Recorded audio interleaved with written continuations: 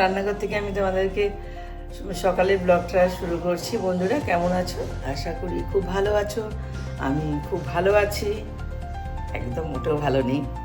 Weather একেবারেই dam, আর তার সাথে আজকে খাবারটা হতে হচ্ছিল খিচুড়ি, কিন্তু কেউ খাবে কেউ খাবে না, তাই আজকে একটা ছোট রেসিপি নিয়ে আসলাম। যদিও সেটা কমন রেসিপি, তবুও তোমাদের সামনে আমি দেখাচ্ছি, আর দেখতে থাকো। যেটা বন্ধুরা দেখাচ্ছি, এটা আমি আমার শাশুড়ি মায়ের জন্য অনেক দিন পর বাজারে পেলাম, তাই নিয়ে চলে এসেছি। এই রান্নাটা আমি করে দেবো, খুব সিম্পল। কালো জিরে আর কাঁচা লঙ্কা চিড়ে রেখে দিয়েছি, এটা দিয়ে করবো। আর এখানে আমি রেখে দিয়েছি কাতলা মাছ, নুন হলুদ মাখিয়ে রেখে দিয়েছি। এটা আমি করব এই রেসিপিটা। এখানে পেঁয়াজের পেস্ট আছে, তোমাদেরকে একবার দেখিয়ে দিচ্ছি। এই দেখো, কাঁচা লঙ্কা আর পেঁয়াজের পেস্ট।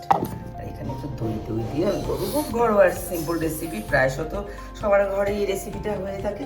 তো চলো এবার আমি রান্না করছি, আর রান্নার পরে আবার তোমাদেরকে দেখাবো কীভাবে রান্নাটা করেছি।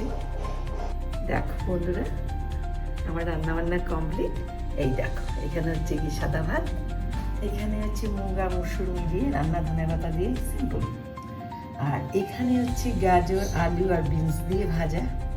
আর যেটা তোমাদেরকে দেখাচ্ছি, দেখো ছোট মাছটা করেছি, কিচ্ছু দিনই, খালি হলুদ আর কাঁচা লঙ্কা নুন দিয়ে করেছি, একটু ধনে পাতা জাস্ট দিয়েছি, এভাবে করেছি।